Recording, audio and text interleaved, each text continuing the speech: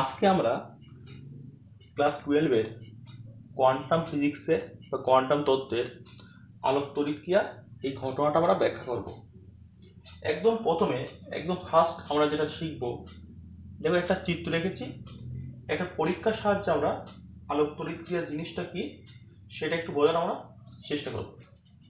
আমরা কি রেখেছি, আমরা একটা কাঁচের একটা গোলক নিয়েছি, যে কাঁচের গোলকের মধ্যে দুটো ধাতব প্লেট আছে। ওকে, দুটো ধাতব প্লেট আছে এবং এর মধ্যে একটা ধাতব প্লেটের ওপর বাইরের থেকে একটা তরঙ্গ, আলোক তরঙ্গ হতে পারে বা আল্ট্রাভায়োলেট রশ্মিও হতে পারে, একটা আলোক তরঙ্গ ধরো পড়ছে। যে প্লেটে পড়ছে সেই প্লেটকে আমরা নাম দিচ্ছি সাপোজ এ দিয়ে। ওকে, নাম দিচ্ছি এ দিয়ে বা এ দিয়ে, বা অনেক বইতে টি থাকে টার্গেট, বা আমরা এটাকে ইচ্ছা করলে আমরা সি দিয়েও দিতে পারি ক্যাথড, কারণ এখান থেকে যেহেতু ইলেকট্রন নিঃসারিত হবে। এবারে এখান থেকে কিছু ইলেকট্রন বার হবে। কেন হবে?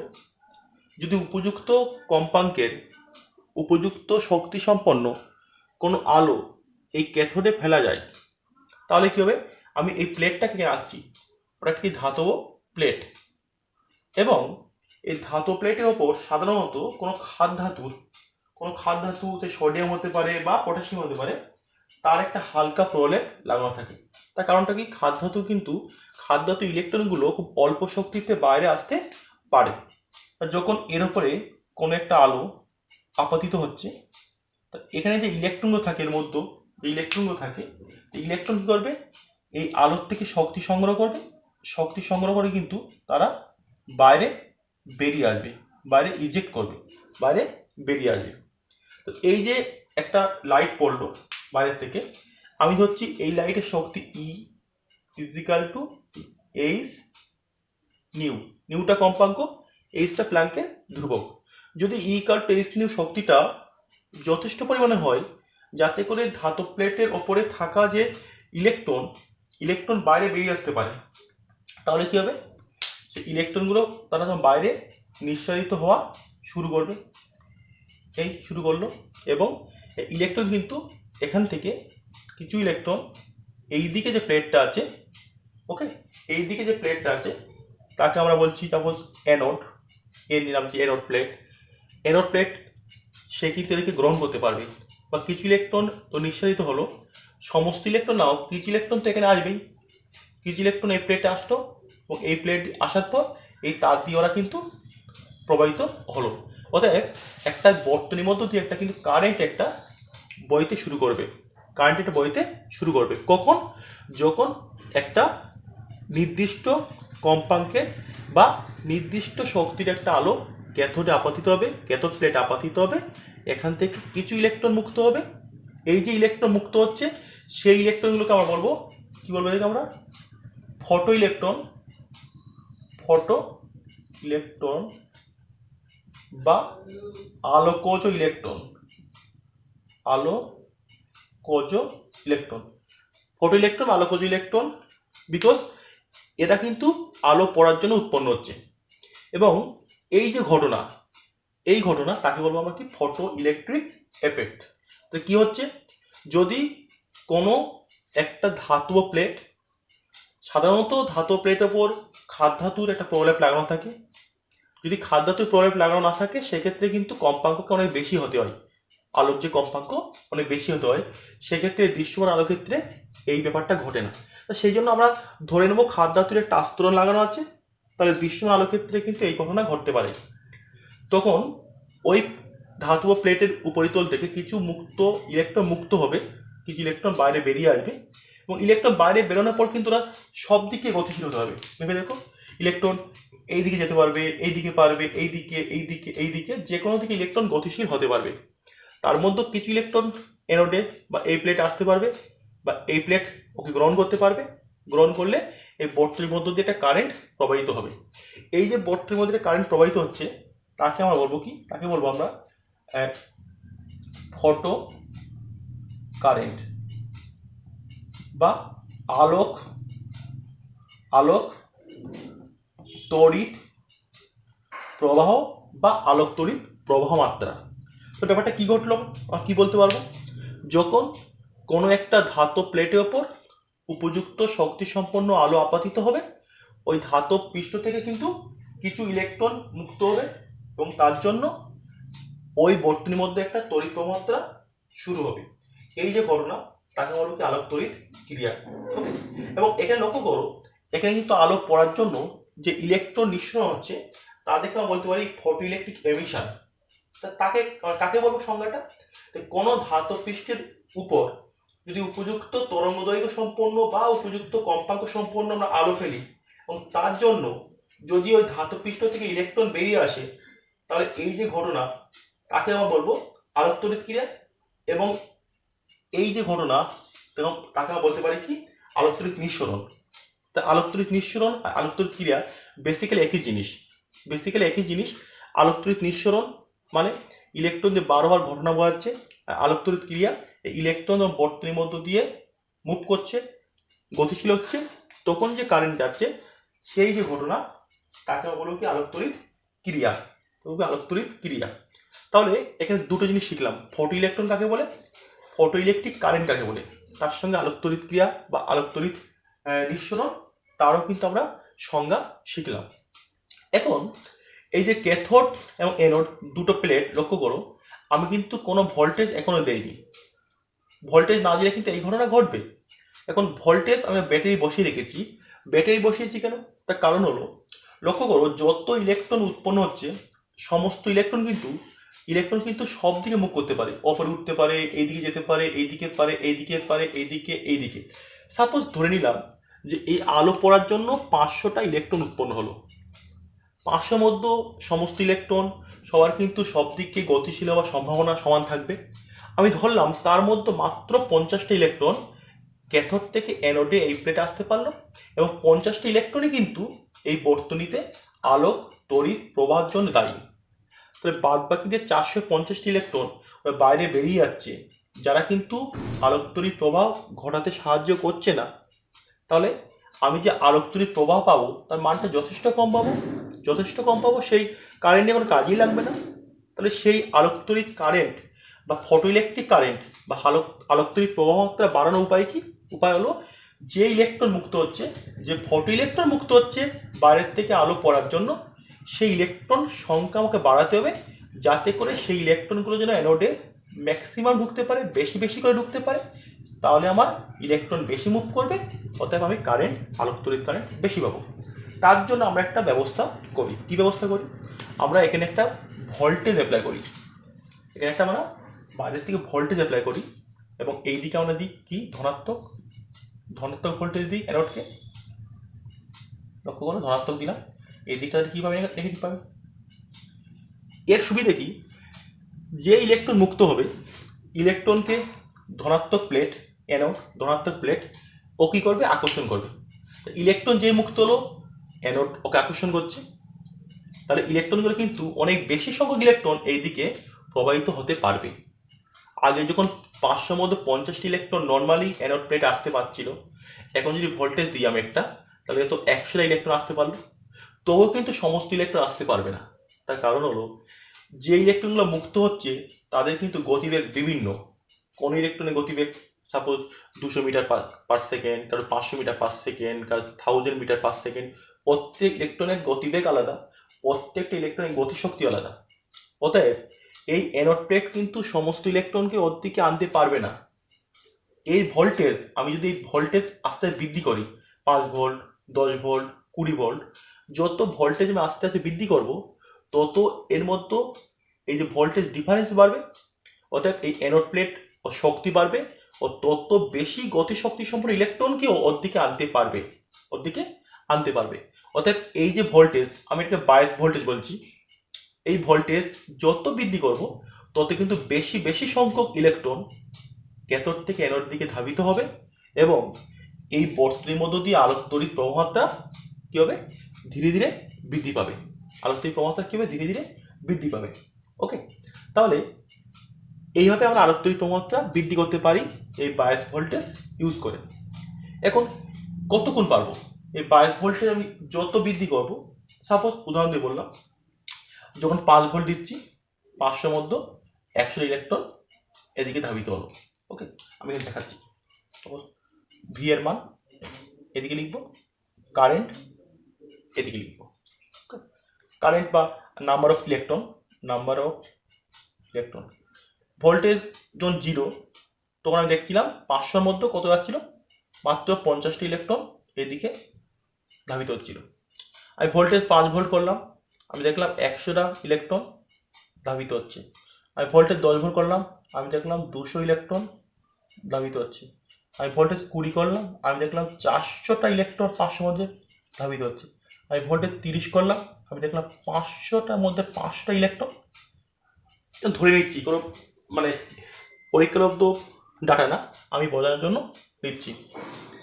আমি 35 করলাম, তো ম্যাক্সিমাম 500টা ইলেকট্রন উৎপন্ন হচ্ছিল, বাড়বে না, তাহলে 500টাই থাকবে। আমি 40 বা 50 যা কিছু করলাম, 500টা।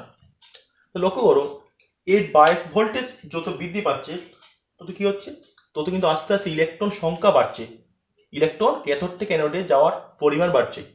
এবং বাড়ছে কতক্ষণ, এই বায়াস ভোল্টেজ বৃদ্ধির সঙ্গে সঙ্গে বাড়ছে, একটা জায়গায় গিয়ে এই মানটা ম্যাক্সিমাম হয়ে যাচ্ছে, তারপর কিন্তু এই ইলেকট্রন সংখ্যা কনস্ট্যান্ট হয়ে যাচ্ছে। তো একইভাবে বলতে পারি এই কারেন্টের মান আমি লিখি। কারেন্টের মান কি হবে, প্রথমে যাই থাকবে, সাপোজ আমি উদাহরণ বললাম, প্রথমে সাপোজ বললাম আমি 1 এম্পিয়ার, উদাহরণ দিয়ে বললাম 1 এম্পিয়ার। নেক্সট কারেন্ট হলো 1 milli ampere, 2 milli ampere, 4 milli ampere, okay, 8 milli ampere, 10 milli ampere, 10 milli ampere, 10 milli ampere. লক্ষ্য করো, এই ভোল্টেজ বৃদ্ধির সঙ্গে সঙ্গে কিন্তু কারেন্টও বাড়ছে। কি কারেন্ট, ফটো কারেন্ট বা আলোক তড়িৎ প্রবাহমাত্রা। কতক্ষণ, এই ভোল্টেজ বৃদ্ধির সঙ্গে সঙ্গে কারেন্ট বাড়ছে কতক্ষণ, একটা নির্দিষ্ট জায়গা পর্যন্ত, এই পর্যন্ত। তারপরে কিন্তু ভোল্টেজ বাড়লেও কারেন্ট বাড়ছে না। অতএব এই আলোক তড়িৎ প্রবাহ কত হবে সেটা কিন্তু ফিক্সড, সেটা ভোল্টেজ বাড়লেই যে বাড়বে, হ্যাঁ বাড়বে, কিছুক্ষণ বাড়বে, তারপরে মানটা কিন্তু আর বাড়বে না। এটা অনেক বিষয়ে ডিপেন্ড করে, সে পরে বলছি। তাহলে এই যে ম্যাক্সিমাম কারেন্ট, একে আমরা লিখবো আই সেট, কি বলবো, সম্পৃক্ত প্রবাহ বা সম্পৃক্ত আলোক তড়িৎ প্রবাহমাত্রা, স্যাচুরেশন কারেন্ট। ওকে, এটা কিন্তু ম্যাক্সিমাম হবে একটা নির্দিষ্ট ভোল্টেজের সময়।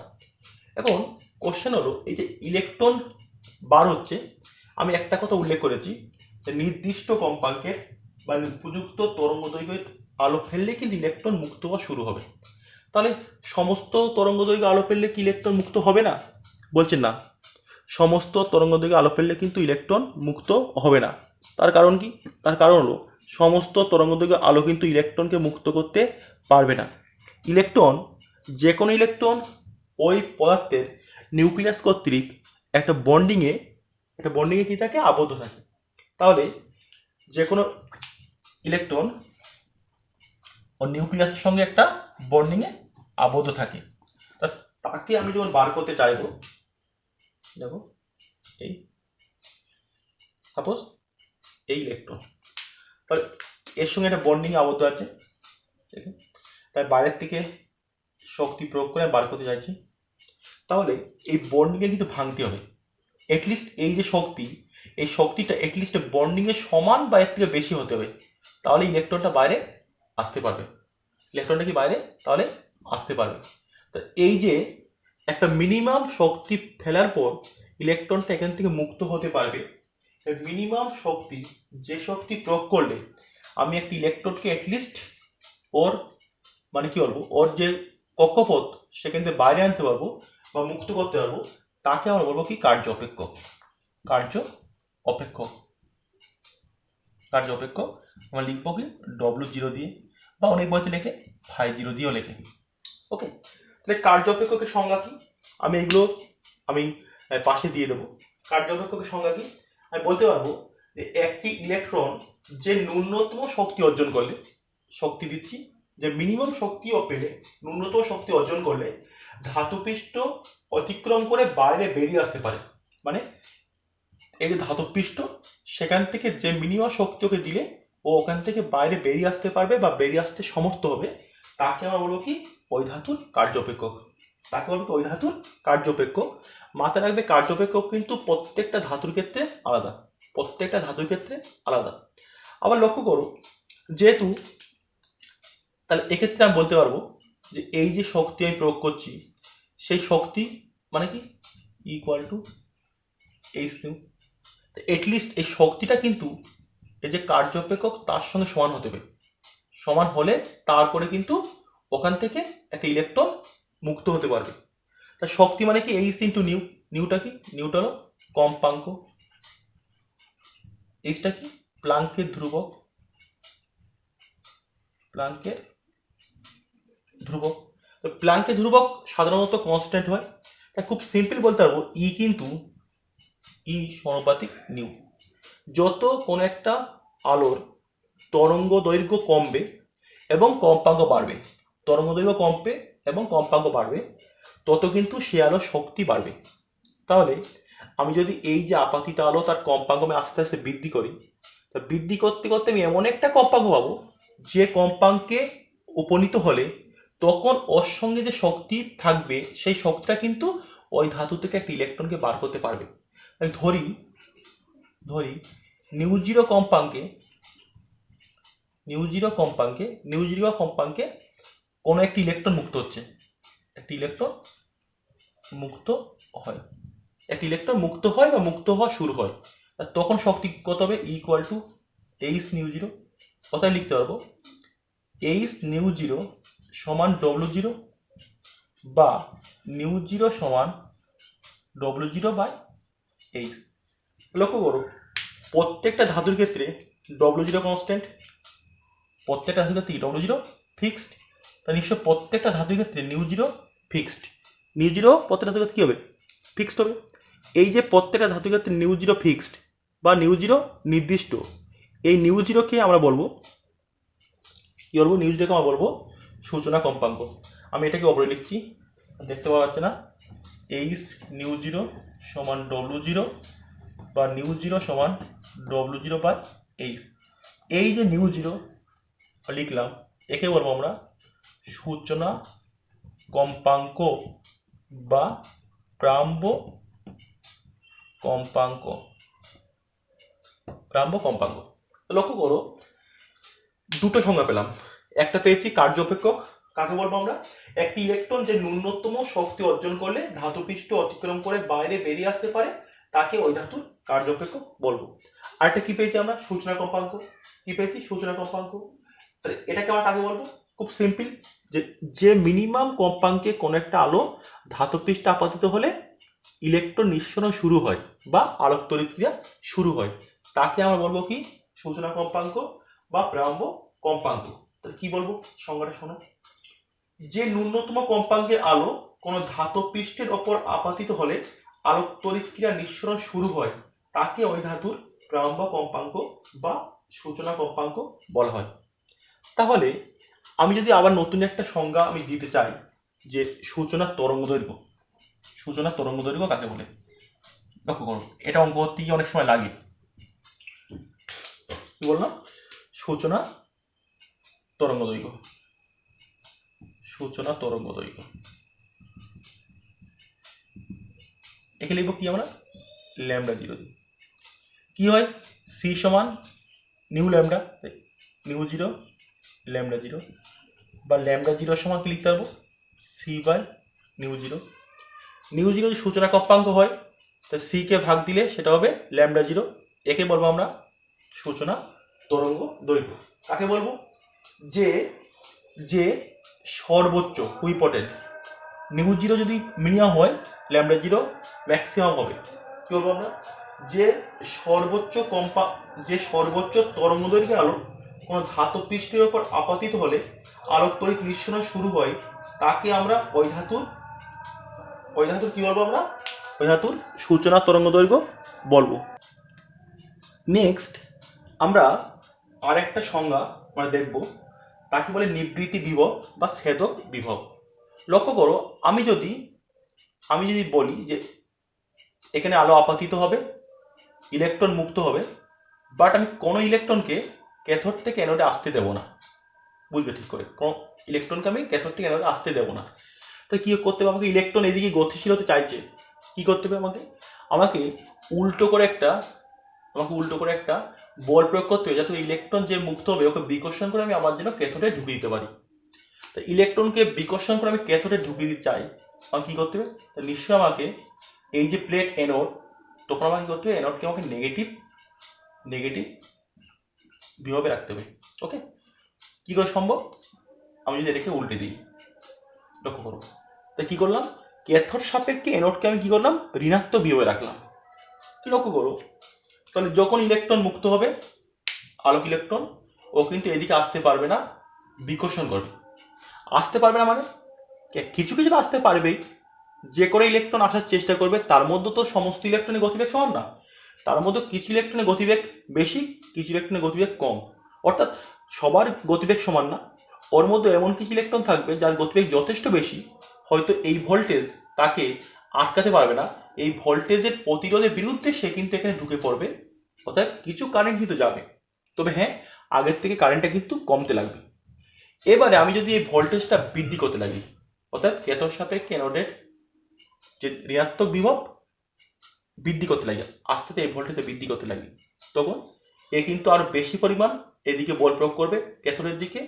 যে ইলেকট্রন মুক্ত হবে, ইলেকট্রনগুলির মধ্যে যার গতিবেগ সর্বোচ্চ, যার গতিশক্তি সর্বোচ্চ, সেও কিন্তু আস্তে আস্তে এর মধ্যে ঢুকে যাবে, এবং দেখা যাবে এই বৃদ্ধি করতে করতে আমি এমন একটা বিভব পাবো, যে বিভবে আসলে এই যে কটা ইলেকট্রন মুক্ত হচ্ছে এর মধ্যে যে ইলেকট্রনের গতিবেগ সব থেকে বেশি, যে ইলেকট্রনের গতিশক্তি সব থেকে বেশি, আমি বললাম সাপোজ সেটা ভি ম্যাক্স, যার গতিবেগ শক্তি ই ম্যাক্স, সেও কিন্তু এদিকে আসতে পারছে না।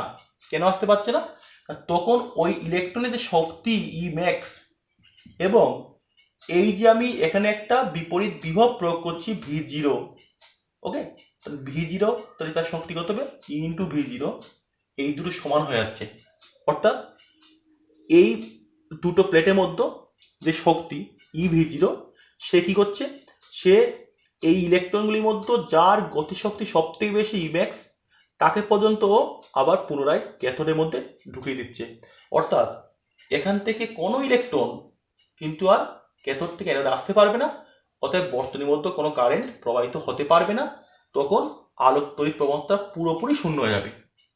ওকে, আলোক তড়িৎ প্রবণতা পুরোপুরি শূন্য হয়ে যাবে।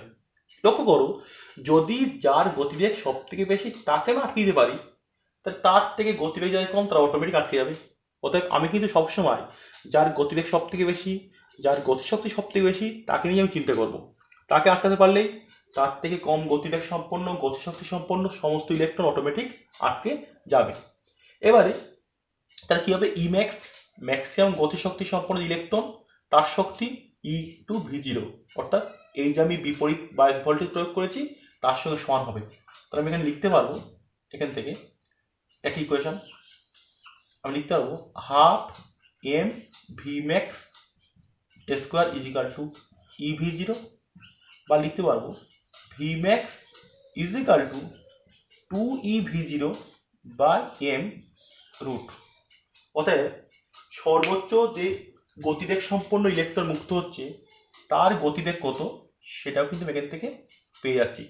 লক্ষ্য করো, যে ম্যাক্সিমাম গতিবেগ সম্পন্ন ইলেকট্রন মুক্ত হচ্ছে তার মান কত, V max is equal to 2√2 E V zero by F, যেখানে ই হলো ইলেকট্রনের আধান, ভি জিরো হলো নিবৃত্তি বিভব, এম হলো ইলেকট্রনের ভর। তাহলে লক্ষ্য করো, এই যে ভি জিরো, তার জন্য কিন্তু ইলেকট্রন মুক্ত হতে পারছে না, আলোক তড়িৎ প্রবণতা শূন্য হচ্ছে। এই ভি জিরোকে আমরা বলবো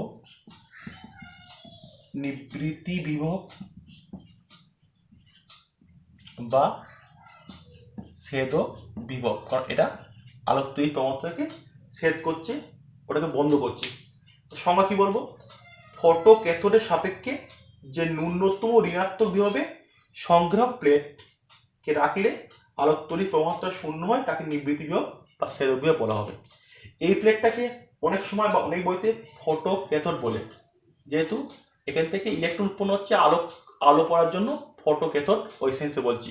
ওকে, এটাকে সংগ্রাহ প্লেটও বলা হয়, সংগ্রহ করছি আমি এখানে অ্যানোড দিয়ে বলেছি, বা আমি এইভাবে লিখতে পারি যে ন্যূনতম, ওকে, অ্যানোড ক্যাথোড সাপেক্ষে অ্যানোডকে ন্যূনতম যে ঋণাত্মক বিভবে রাখলে আলোক তড়িৎ প্রবণতা শূন্য হয়ে যায়, সেই বিভবকে বলবো আমরা নিবৃত্তি বিভব বা ছেদক বিভব। তাহলে আমরা কিন্তু অলরেডি তিনটে জিনিস শিখেছি। কি কি? একটা শিখেছি W0 কার্যপেক্ষক ই হয় এইচ ইন্টু নিউ জিরো। 2 নম্বর শিখেছি নিউ জিরো, এটা কি সূচনা কম্পাঙ্ক বা প্রারম্ভ কম্পাঙ্ক। শিখেছি λ0 সূচনা বা প্রারম্ভ তরঙ্গ দৈর্ঘ্য। আর একটা শিখলাম আমরা নিবৃত্তি বিভব, এটা বিভব। আর শিখেছি আমরা আলোক তড়িৎক্রিয়া কাকে বলে, আলোক ও ইলেকট্রন বা ফটো ইলেকট্রন কাকে বলে, এবং আলোক তড়িৎ প্রবণতা কাকে বলে। নেক্সট লক্ষ্য করো, আমি বোর্ডে 3টে গ্রাফ এঁকেছি। প্রথম দুটো গ্রাফ কি? আমি এঁকেছি বিভব মানে আমি যে কাঁচের গোলক দিয়ে যে করছিলাম, যে বিভব ছিল ক্যাথোডের সাপেক্ষে অ্যানোড, সেই বিভবের সাপেক্ষে আলোক তড়িৎ প্রবণতা। আর এটাকে কি বলবো আমরা? আলোক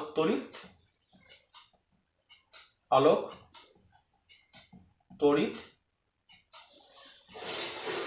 প্রবাহ মাত্রা। এবং ভি এর সাপেক্ষে আই, এই গ্রাফটা দুবার এঁকেছি। প্রথমে একটা এঁকেছি, পরেরটাও দেখো ভি এর সাপেক্ষে আই। পার্থক্য কি? প্রথম ক্ষেত্রে আমি কম্পাঙ্ককে স্থির রেখেছি। যে আলো আমাদের ক্যাথোড প্লেটে আপাতিত হচ্ছিল, তার যে কম্পাঙ্ক সেটা ফিক্সড রেখেছি। ফিক্সড রেখে আমি তীব্রটাকে চেঞ্জ করেছি। তীব্রতা আমি একবার বেশি করেছি, আমি একবার তীব্রতা কম করেছি। এই প্রথমটা ক্ষেত্রে আমি লিখছি ইন্টেন্সিটি, তীব্রতা IN1, তীব্রতা IN2। আমি এক্ষেত্রে কি করেছি?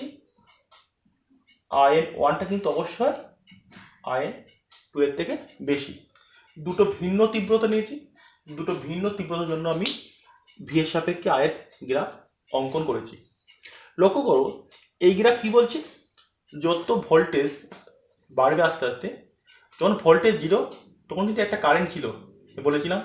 ভোল্টেজ না থাকলে কিন্তু কিছু ইলেকট্রন, আমি বলেছিলাম উদাহরণ দিয়ে, 500-এর মধ্যে 50টি ইলেকট্রন কিন্তু ক্যাথোড সাপেক্ষে অ্যানোডে যাবে, অতএব কিছুটা আলোক তড়িৎ প্রবণতা থাকবে। লক্ষ্য করো, এই ভোল্টেজ বাড়াচ্ছি আমি আস্তে আস্তে, অটোমেটিক আমার বেশি সংখ্যক আলোক ও ইলেকট্রন বর্তনীতে পাস করছে, আমার আলোক তড়িৎ প্রবণতা বাড়ছে। বাড়তে একটা ম্যাক্সিমাম হবে এক জায়গায়, আমি বলেছিলাম। এটাকে কি বলবে? কি সম্পৃক্ত প্রবণতা। দেখো ম্যাক্সিমাম হওয়ার পর কিন্তু এই মানটা আর বাড়ছে না, বিভব বাড়ছে বাট কারেন্ট বাড়ছে না। আমি দেখেছিলাম এটা স্ট্রেট লাইন হয়ে গেছে, এর সঙ্গে সমান্তরাল হয়ে গেছে। এই যে প্রবণতা, একে বলে কি সম্পৃক্ত প্রবণতা। আমি লিখছি আই স্যাচুরেশন, ওকে, 2 নম্বরের জন্য। এটাকে বলছি আমি আই স্যাট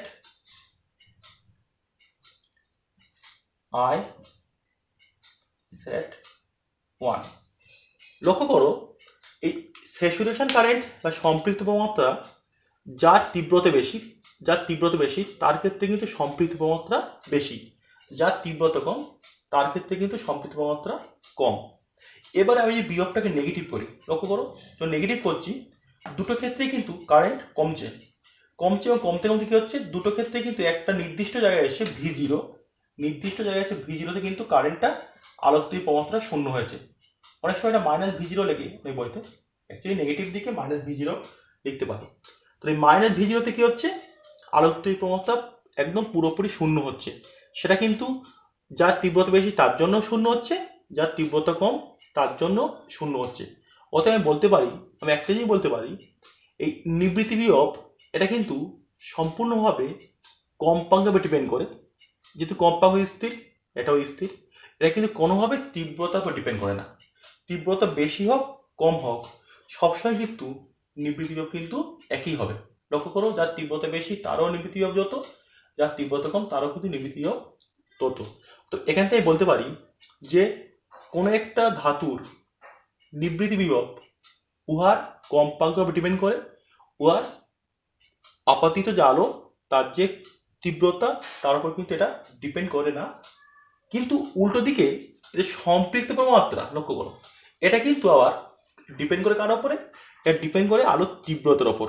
যে আলোর তীব্রতা যত বেশি সে আলোর ক্ষেত্রে কিন্তু সম্পৃক্ত প্রমাত্রা অর্থাৎ আলোকতড়িৎ প্রমাত্রা কিন্তু বেশি। তাহলে খুব সিম্পল বুঝতে পারবো আমরা, সোলার প্লেটে যখন লাইট পড়বে, প্রখর সূর্যালোক দুপুরে যখন লাইট খুব বেশি পড়বে, ইন্টেন্সিটি খুব তীব্র আলো থাকবে, সেই দিনে যে সোলার প্লেটে কারেন্ট উৎপন্ন হবে। আর মেঘলা দিনে কিন্তু সোলার প্লেটে কারেন্ট উৎপন্ন কম হবে, কারণ দুটো কিন্তু তীব্রতার পার্থক্য আছে। এবারে নেক্সট একই চিত্র, এর ক্ষেত্রে তীব্রতাকে আমি স্থির করে দিয়েছি। এক্ষেত্রে আমি কি নিয়েছি, এর ক্ষেত্রে আমি কম্পাঙ্ক দুটোকে চালা নিয়েছি। এর কম্পাঙ্ক বেশি, এর কম্পাঙ্ক কম। ওকে, একটা কম্পাঙ্ক বেশি, একটা কম্পাঙ্ক আমি কম ধরেছি। তাহলে মনে করি আমি যার কম্পাঙ্ক বেশি সেটাকে আমি নিউ1 নিয়েছি, যার কম্পাঙ্ক কম সেটাকে আমি নিউ2 নিয়েছি। লক্ষ্য করো, এর ক্ষেত্রে কিন্তু দুটো লাইটের ক্ষেত্রে তীব্রতা কনস্ট্যান্ট। ওকে, যার কম্পাঙ্ক বেশি তার দিকেও নিবৃত্তি বিভব লক্ষ্য করো অনেকটাই নেগেটিভ, এর ক্ষেত্রে কম। অর্থাৎ এর ক্ষেত্রে কি হচ্ছে, যার তীব্রতা বেশি তার নিবৃত্তি বিভব অটোমেটিক বেশি হচ্ছে, আর যার তীব্রতা কম তার নিবৃত্তি বিভব কি হচ্ছে, কম হচ্ছে। ওকে, এবং যেহেতু দুটো লাইটের ক্ষেত্রে তীব্রতা কনস্ট্যান্ট, লক্ষ্য করো দুটোরই কিন্তু সম্পৃক্ত প্রমাত্রা সমান। এখানে আসার পর দুটোই কিন্তু সম্পৃক্ত প্রমাত্রা সমান বলেছিলাম।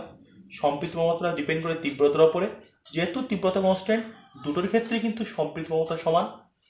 আর ডিপেন্ড করে কম্পাঙ্কের উপর ডিপেন্ড করে কি, নিবৃত্তি বিভব।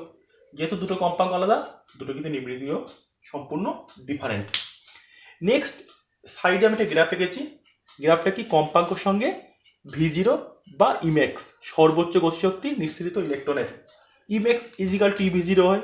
ওকে, প্রথমটা এঁকেছি সোডিয়ামের ক্ষেত্রে, জিঙ্কের ক্ষেত্রে, প্ল্যাটিনামের ক্ষেত্রে। লক্ষ্য করো কম্পাঙ্ক বৃদ্ধি করলে কিন্তু আলোকতড়িৎ নিঃসরণ শুরু হচ্ছে না, কিছুটা যাওয়ার পর এখান থেকে আলোকতড়িৎ নিঃসরণ শুরু হচ্ছে। অর্থাৎ সোডিয়ামের ক্ষেত্রে কিন্তু এটা হলো তার কি, এটা হলো তার প্রারম্ভ কম্পাঙ্ক বা সূচনা কম্পাঙ্ক।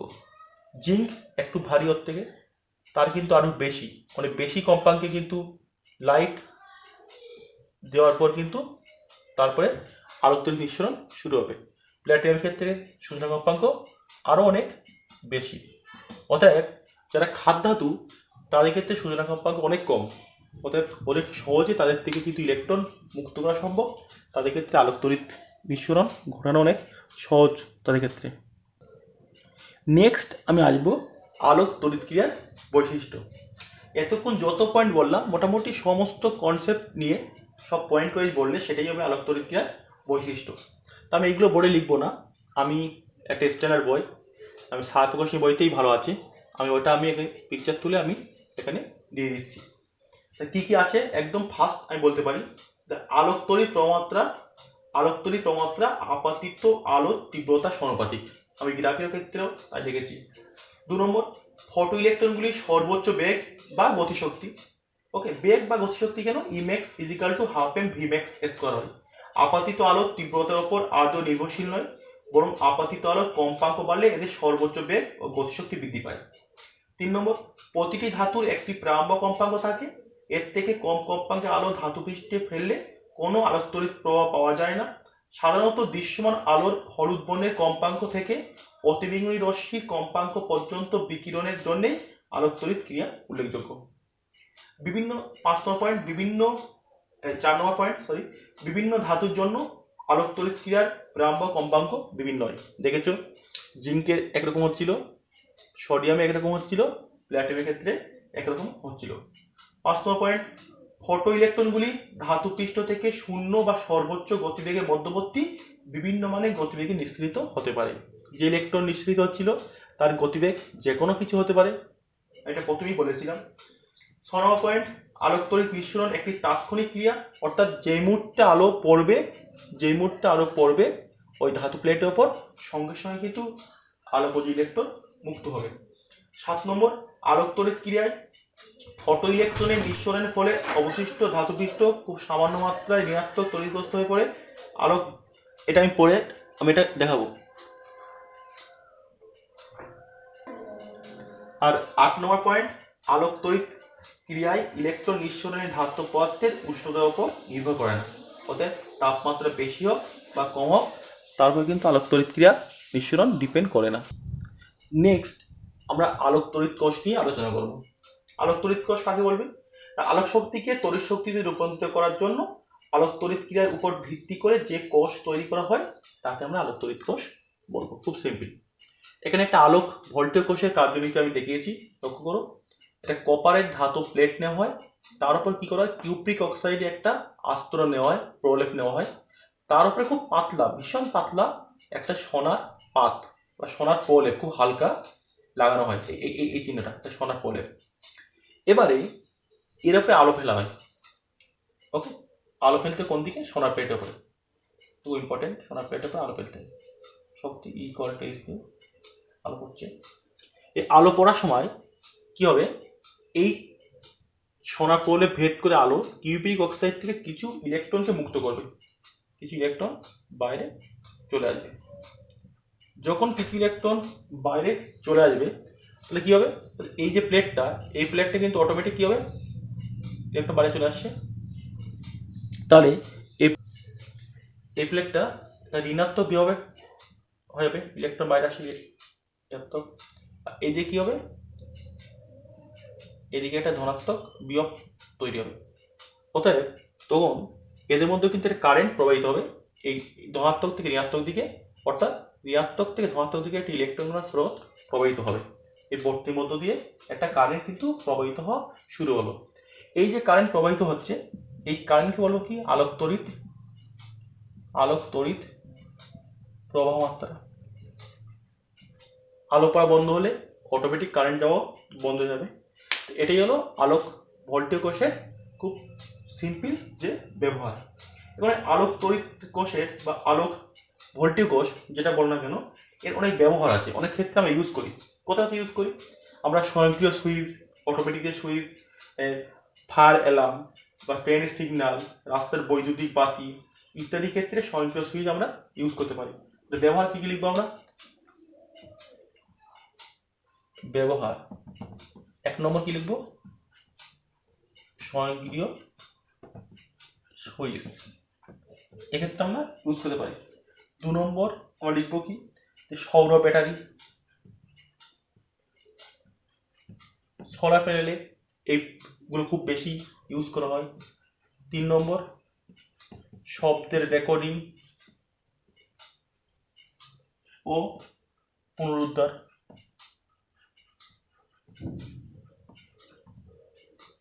4 নম্বর কি লিখতে হবে? টেলিভিশন বা টিভি স্টুডিওতে, সমস্ত টিভি স্টুডিওতে এই ক্রিয়া খুব ইউজ করা হয়। আমরা 5 নম্বর পয়েন্ট লিখতে পারবো অটোমেটিক কাউন্টার, স্বয়ংক্রিয় গণক। স্বয়ংক্রিয় গণক যন্ত্রে আমরা কিন্তু এগুলো ইউজ করতে পারি। কোনো একটা সিনেমা হল, কোনো একটা শপিং মল বা কোনো একটা স্টেডিয়ামে কত লোক ঢুকছে, কত লোক বার হচ্ছে, তার ক্ষেত্রে কিন্তু আমরা এই আলোক তড়িৎ ক্রিয়া আমরা ইউজ করতে পারি। নেক্সট কথা ইউজ করতে পারবো আমরা স্বয়ংক্রিয় ক্যামেরা। স্বয়ংক্রিয় ক্যামেরাতে কিন্তু আমরা এই যে ঘটনা আমরা ইউজ করতে পারি।